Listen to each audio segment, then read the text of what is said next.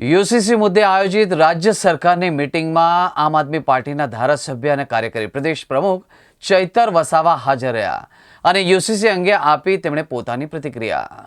આજે નામદાર સુપ્રીમ કોર્ટના નિવૃત્ત ન્યાયાધીશ રંજના દેસાઈજીની અધ્યક્ષતામાં યુસીસી કમિટીની મીટિંગ હતી અને એમાં અમને આમંત્રિત કરવામાં આવ્યા હતા. ત્યારે અમને 12 થી 15 મિનિટ આ કમિટી દ્વારા સાંભળવામાં આવ્યા. અમે લેખિતમાં પણ રજૂઆતો કરી છે અને મૌખિક પણ એમનું ધ્યાન દોર્યું છે.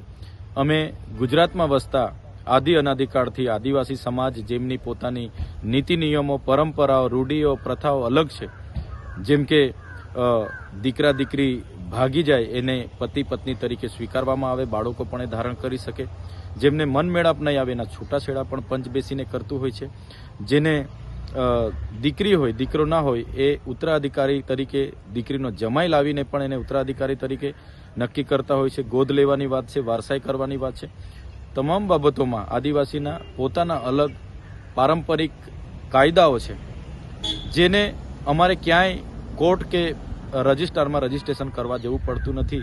તેવા કાયદાઓ પણ યુસીસી લાગુ થવાથી નષ્ટ થઈ જશે. સાથે સાથે જે વિધવા હોય, વિધુર હોય એને અમારો સમાજ પુનઃ લગ્ન કરવાની પરવાનગી આપે છે. સાથે બહુપત્નીત્વ, બહુપતિત્વ પણ છે. સાથે અનેક પ્રકારના એવા કાનૂનો જે વર્ષોથી ચાલે છે, આ યુસીસી લાગુ થવાથી નાશ થવાની ભીતિ છે.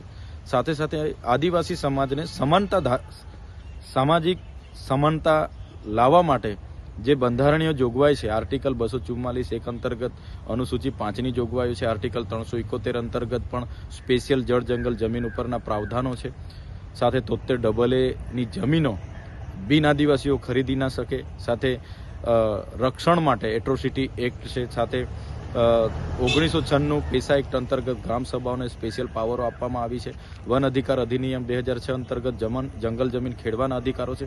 યુસીસી લાગુ થવાથી તમામ કાયદાઓ નષ્ટ થશે એવી ચોક્કસ અમને ભીતિ સેવાઈ રહી છે. ત્યારે યુસીસી લાગુ થાય એમાં આદિવાસી સમાજને સંપૂર્ણપણે બાકાત રાખવામાં આવે એવી અમારી માંગણી છે અને જલ્દ સે જલ્દ એની લેખિતમાં આદિવાસી સમાજને આપવામાં આવે એવી અમે આજે માંગણી કરી છે. સાથે સાથે યુસીસી અમલવારી ગુજરાતમાં થવા જઈ રહી છે, ત્યારે આ કમિટી તમામ જિલ્લાઓમાં જાય, તમામ પક્ષના નેતાઓ, MP, MLA, સંગઠનના લોકો, ધર્મના લોકો અને તમામ જ્ઞાતિના લોકો, મુખીઓ, NGOના અભિપ્રાયો લેવામાં આવે બાદ જ ગુજરાતમાં યુસીસી લાગુ કરવામાં આવે એવું અમે સ્પષ્ટ માનીએ છીએ. આજે આપણે સમાન નાગરિક સંહિતાની વાત કરીએ છીએ, પણ આઝાદીના 78 વર્ષ બાદ પણ આજે આદિવાસીની જેટલી આબાદી છે એટલી હિસ્સેદારી નથી. એટલા માટે આદિવાસીઓને આમાંથી બાકાત રાખવામાં આવે એવી અમે સ્પષ્ટ માંગણી કરી છે અને આ કમિટી દ્વારા એની નોંધ પણ લેવામાં આવી છે અને જ્યાં પણ જરૂર લાગશે અમે ફરીવાર પણ રજૂઆત કરવા ત્યાં પહોંચીશું. અને જો આદિવાસીઓને આ યુસીસીમાં સમાવેશ કરવામાં આવશે તો સ્પષ્ટપણે અમે કહીએ છીએ આવનારા દિવસોમાં સડકથી લઈને સદન સુધી અમારે લડવું પડશે, તો અમે આ યુસીસીના વિરોધમાં ઉતરીશું.